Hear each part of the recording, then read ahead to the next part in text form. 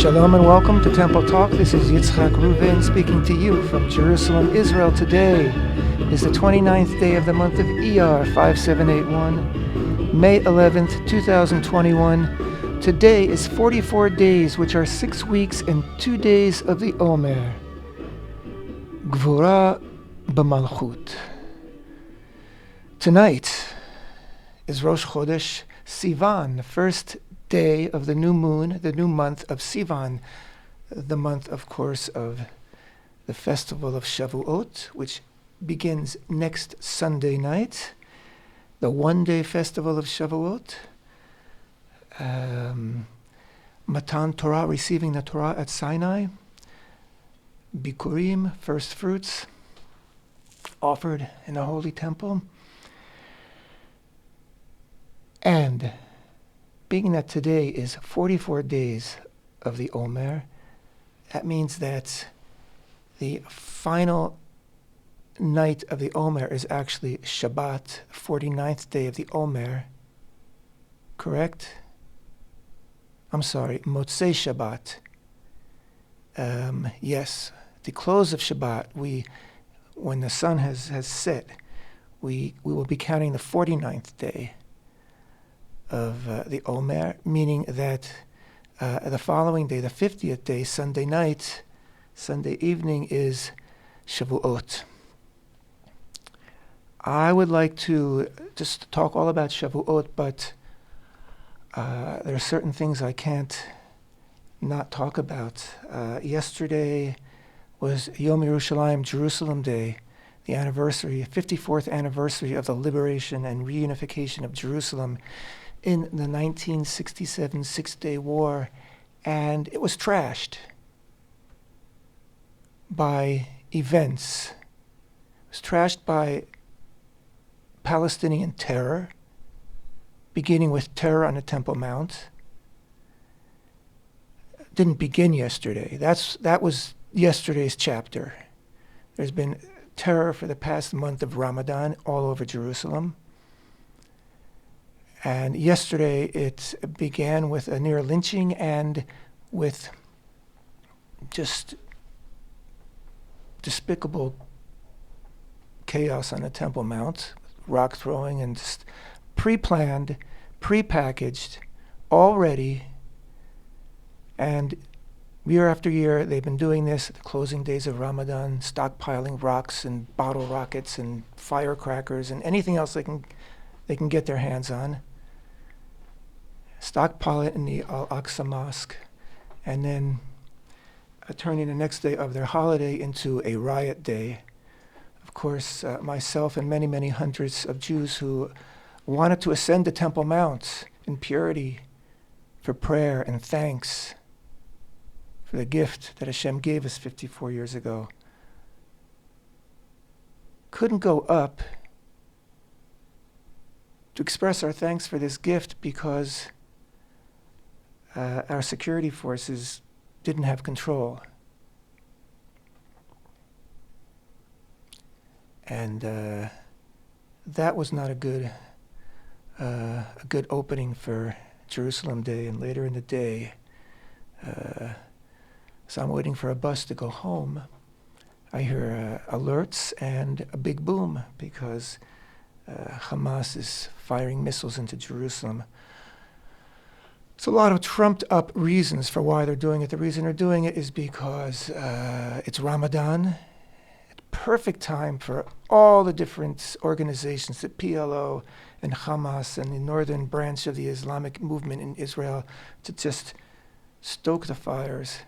And they have easy pawns to do their bidding. And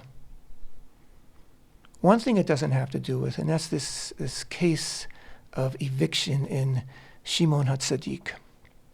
I'm going to mention this because you may well have heard about it on the news, because American lawmakers, Democrats, are eating this stuff up. Elizabeth Warren, Rashid Tlaib, Ilhan Omar, and Bernie Sanders and others, eating this stuff up and spewing it out, whatever they get from the Palestinian, press corps, their PR spins. They eat it up. They lap it up, which just stokes more oil on the fire. Anyway, so, but the Temple Mount was a fiasco, and it was shameful. It was really shameful for everybody involved. It's shameful, of course, for the purveyors of hate and death, the ones that lead it, the ones that organize it, whether it's Hamas, the PLO, the Islamic branch, northern branch in Israel, the king of Jordan, whose waqf it is. He controls the personnel in the Muslim waqf who control the Temple Mount. They can let groups in, they can not let groups in. They can allow things to happen, they can not allow things to happen. If they don't have that, at least that much power, then they have no need to be there at all. But of course they are part of this problem. And yet Israel doesn't say a word to Jordan. Get your stuff together, or else. It's shameful. It's very shameful. Hundreds of people wanted to go up to the Temple Mount yesterday, and we waited for the entire duration of the 4 hours that were permitted under the best of circumstances, when all the terror organizations tacitly agree that they won't missile us if they go up. What's the situation? What's it all about? Mismanagement, poor decisions, and a real loss. We have to regain our sovereignty on the Temple Mount. Every day that we don't have it, it's not just a threat to the Temple Mount, it's a threat to the entire nation. We see that. It's clear. And when you allow incitement and violence on the Temple Mount, that also gives the green light for incitement and violence all over the land. Guys, wake up. Politicians.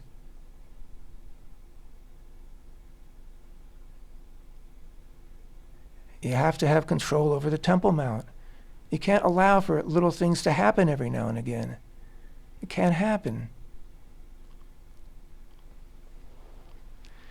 Anyway, another part of the problem, of course, is the very vocal support that terrorists are getting from American politicians, I mentioned before, and also tacit support from the Biden administration itself.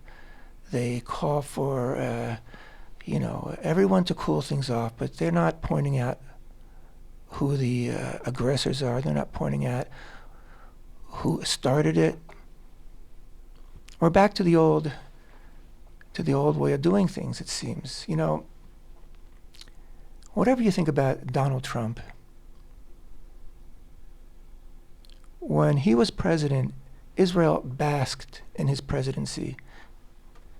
He supported Israel. His representatives did. Any time there was any incitement, let alone violence, David Friedman, the ambassador, would immediately be making his voice heard. And he wasn't the only one. It made a difference, made a huge difference. And things started to change in the region. And basically Donald Trump's secret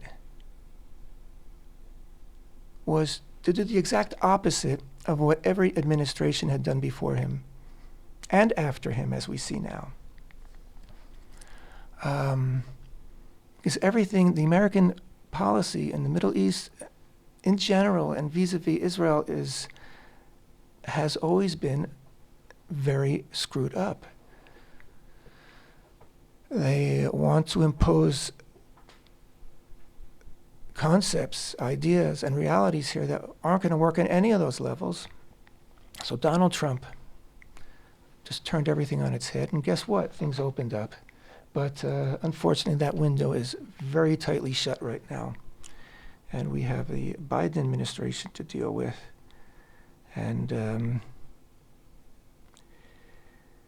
they seem to have made a very clear choice to get back in bed with the Iranians. And when Obama was president and he put together this horrific deal, nuclear deal, green light nuclear deal, you could at least give him inexperience, naivete as excuses. Joe Biden is neither of those things. He's been in Washington for 50 years at least. He's not naive. He's not inexperienced. And the fact that he is running back as fast as he can into bed with the Iranians means that he has ignored 4 years of a vast improvement from a horrible situation to a less horrible situation vis-a-vis Iran. And, basically America is going to be funding, underwriting Iran's march, sprint toward nuclear power, nuclear weapons. A regime that for 40 years has been saying every day of the year that its intention and maybe its sole purpose for being is to wipe Israel off the map. And the United States now is going to be underwriting that. What's the right word? Discouraging? I just had to say all that. A lot in my mind. Let's talk about Parshat Bamidbar. Bamidbar, in the wilderness, is the first parsha of the book of Numbers. Last week we concluded the book of Leviticus. And with the book of Numbers, we are now, as you're all aware, the book, by and large, is going to be dealing with Israel's adventures and misadventures throughout its 40 years, or I guess 39 remaining years in the wilderness. In English, it's called Numbers because the book starts out with a census. In Hebrew, it's called Bamidbar. It begins like this in Hebrew.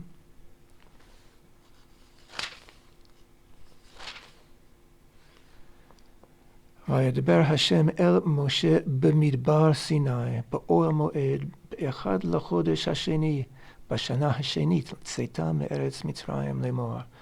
Hashem spoke to Moshe in the wilderness of Sinai, in the tent of meeting, on the first of the second month, in the second year after their exodus from the land of Egypt, saying, take a census. Okay, so we are beginning the book of Bamidbar in the wilderness with the beginning of the second month of the second year. And not everything in the Torah is always in chronological order. So as we move forward, I think we'll see certain things that happened already will be revisited along the way.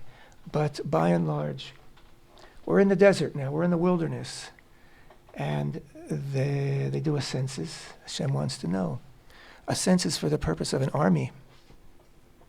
Hashem wants to know he wants to enlist people. He wants to draft an army. So they have a census. And all the males from a certain age to a certain age are now part of the Israeli National Defense Force. And then, of course, after the census of the 12 tribes, not including Levi, because Levi is the tribe of the Levites and the priests, the Kohanim, and they are not going to fight in a war. They're exempt from military service because their work is in the tabernacle, the Mishkan, and the Holy Temple. And then the Torah describes the following. This is chapter 2. Hashem spoke to Moshe and Aaron, saying, the children of Israel shall encamp, each man by his banner, according to the insignias of their fathers' households. At a distance surrounding the tent of meeting shall they encamp. Those who encamp to the front at the east shall be the banner of the camp of Judah, according to their legions, and their leader of the children of Judah is Nachshon ben Aminadav, etc., etc. So now God is telling Am Yisrael, the people of Israel, how to set themselves up. They've been preoccupied with the building of the Mishkan, the tabernacle, and the opening ceremonies, of course, and now they have to organize themselves. So there's a perimeter, an outer perimeter that surrounds the Mishkan, the tabernacle, and that along each side, it's actually a square, because you have three tribes facing blah blah blah. Three tribes facing the east, three tribes facing the west, three tribes facing the north, and three tribes facing the south. And the inner perimeter between those 12 tribes and the Mishkan, the tabernacle, will be the encampment of Levi. They're right next to the Mishkan, right next to the tabernacle.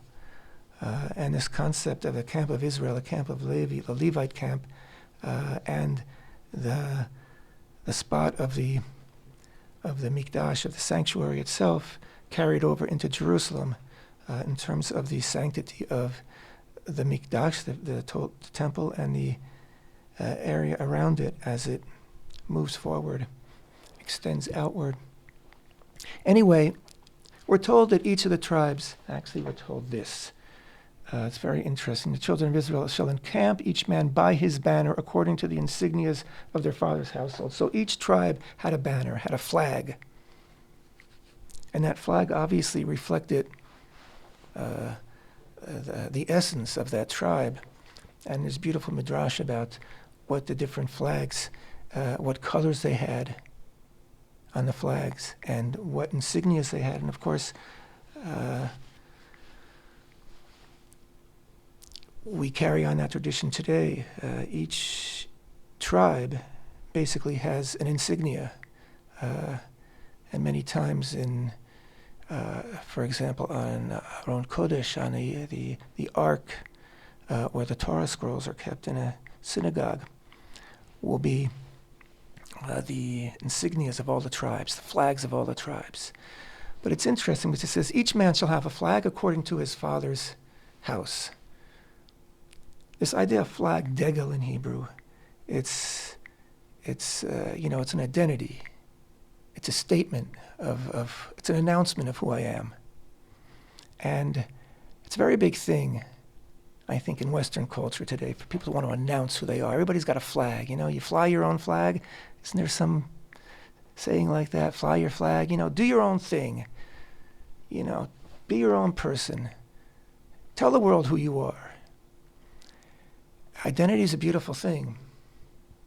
It's really a necessary thing.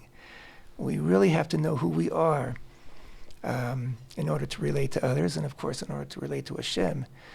We might take us a lifetime of searching who we are.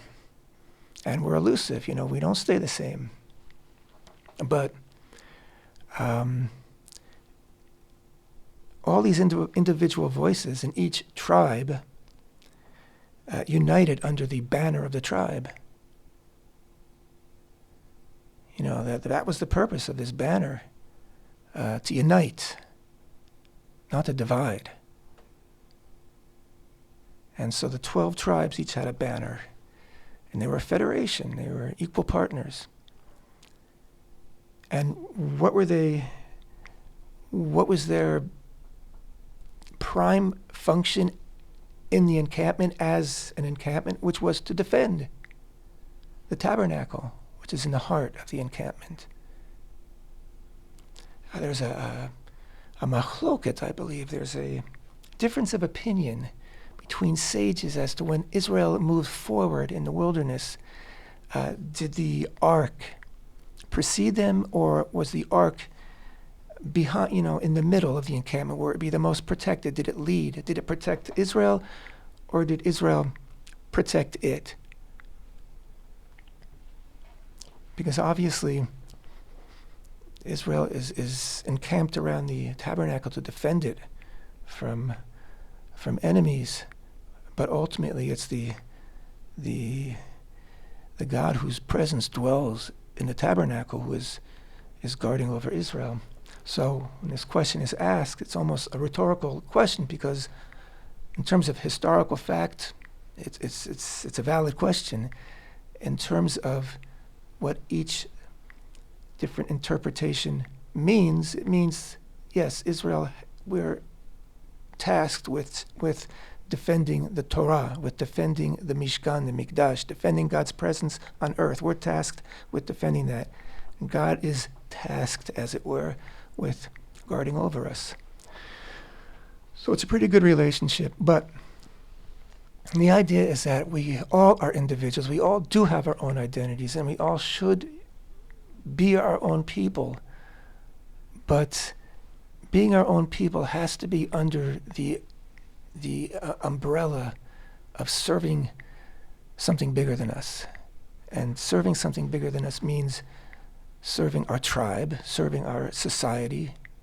Maybe tribe's not the right word anymore, because things have become very tribal in a negative way in America, I believe, where everybody, is very zealous of their own tribe. But we really have to reach across the tribes.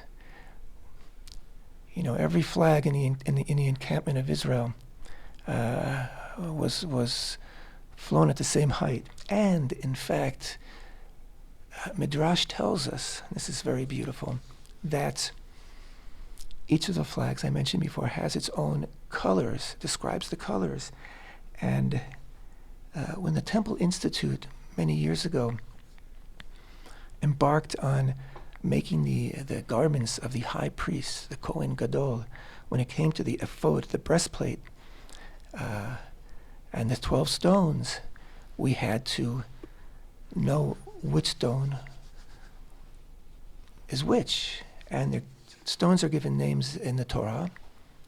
The names are very clear, but trying to identify what, they're all given translations into English based on different interpretations, understandings, but to try to get really to what the real stone was takes a bit of research, because over different eras in history, the same names were used for different stones, and different names were used for new names came into being to use for different stones. So with different writings over the years about the stones on the breastplate of the Kohen Gadol, it got to be very confusing. And then we discovered that this Midrash, which describes the colors of the 12 flags of Israel, those colors all relate to each of the 12 stones. Once you knew basically what stones you were looking for, what the possibilities were, the fact that the 12 flags shared the same colors as the stones was the final piece in the puzzle, because then we could identify each of the stone based on the knowledge we had before and the knowledge now of what color they were, and it matches. It's a perfect match. So these 12 flags relate to the 12 stones that the high priest, the Kohen Gadol, carries over his heart all the time. Every time he enters into the sanctuary, when he goes into the Holy of Holies on Yom Kippur, he's got this breastplate. It's got the 12 tribes. We're all there represented equally before Hashem. We're all there in our brother's heart. So the message of the flags of the tribes of Israel is unity. Obviously, there's a second purpose, and that is military. You have these different tribes. Each one has its own militia, and so if you have to go into battle, you want to know. I mean, you want to know where the other guys are, and they've got their flag held high. So there's also a practical side, very practical side. But again, an army is only as powerful as its unity within its ranks and its unity, the unity of its people and purpose of its people. So flags are for unifying. So you want to fly your flag, fly it in unison with other flags. Now, I just delivered a very heartwarming little talk about unity and equality and oneness, etc., etc. I find it interesting. Later on in the Parsha, in Bamidbar, after a census is taken of the Levites, the sons of Levi and their offspring, and they're put into encampments. Each encampment is given a task in the tabernacle. And each encampment later on in the Parsha is given a task when it's time to move on and the tabernacle is disassembled and has to be carried to the next place where Hashem decides we're going to encamp. And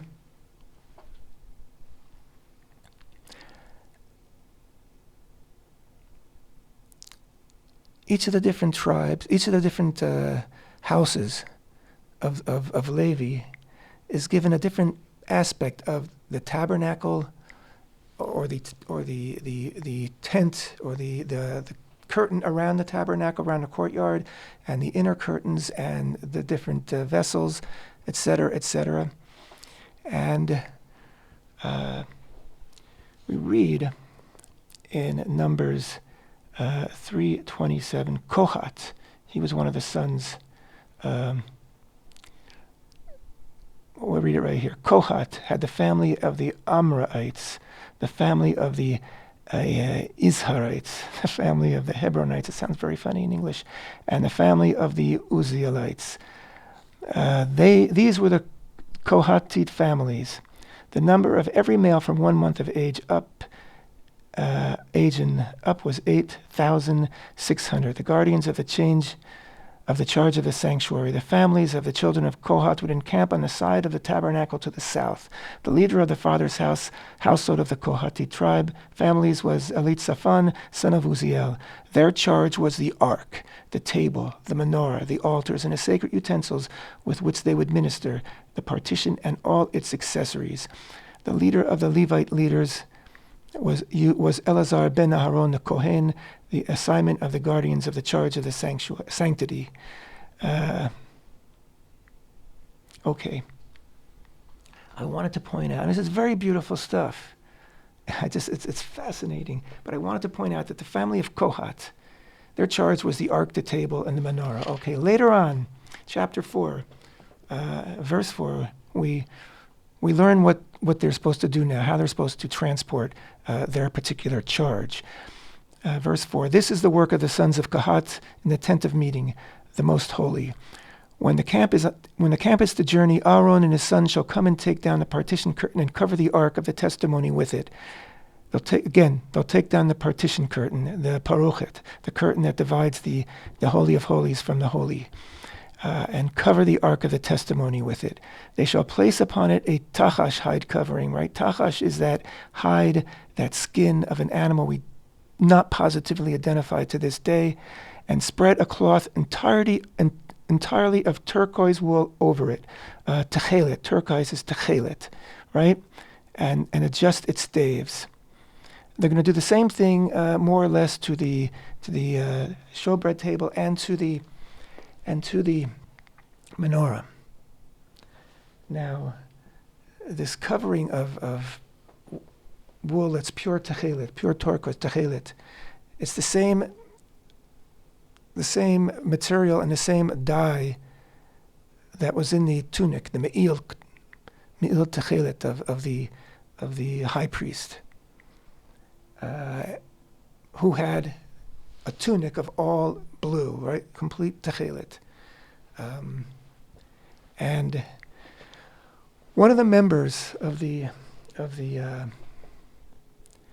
family of Kohat was Korach, who we're going to meet head on further down the road in the book of Numbers. You all know about Korach, led a rebellion. And he was one of the guys, he might have been the guy that was charged with carrying the Aron Habrit, the Ark of the Covenant, the holiest implement, really.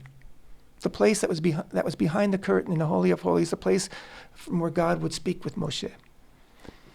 He was in charge, let's say, of carrying that. Now, that is really the holiest thing you could do.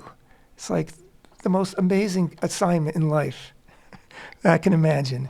To be the one to have to transport the Ark of the Covenant from this place to that place and then set it in its place. After you've covered it with tachash skin and with the parochet, the curtain, and with this completely blue techelet woolen blanket. And yet, we know that Korach was jealous of his brothers. He wanted to be the Kohen Gadol. He wanted himself to be the high priest. And even more, he wanted more than that. And it strikes me that something went wrong there. He was carrying this most holy thing that was covered with this techelet. And I keep mentioning the techelet because there is actually a midrash, a story that and it's based on verses. We'll get there in a few weeks. That Korach challenged Moshe by saying, if it's really good to wear a garment with strings of techelet, strings of blue, tzitzit, isn't it more holy to wear a garment that's all blue?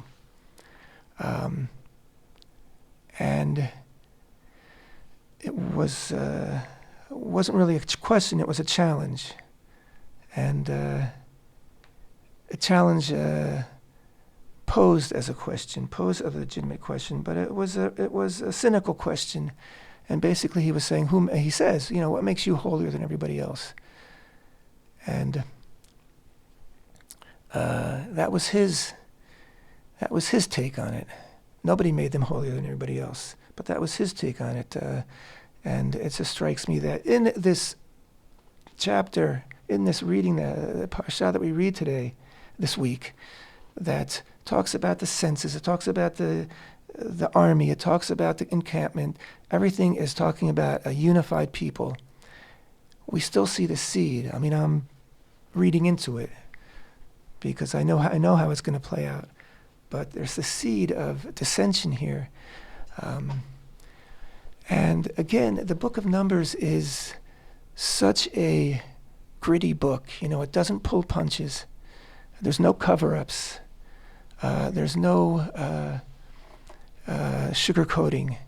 It tells about Israel's adventures and misadventures in the wilderness. And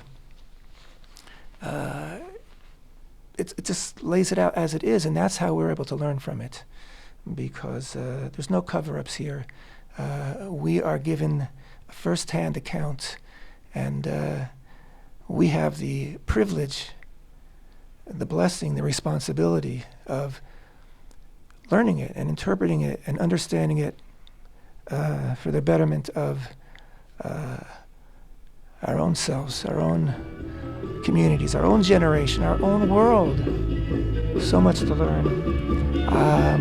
Tonight, Rosh Chodesh, Chodesh Tov, everybody. And very soon, Shavuot. We'll be talking again after Shavuot. Thank you so much for listening. Temple Talk.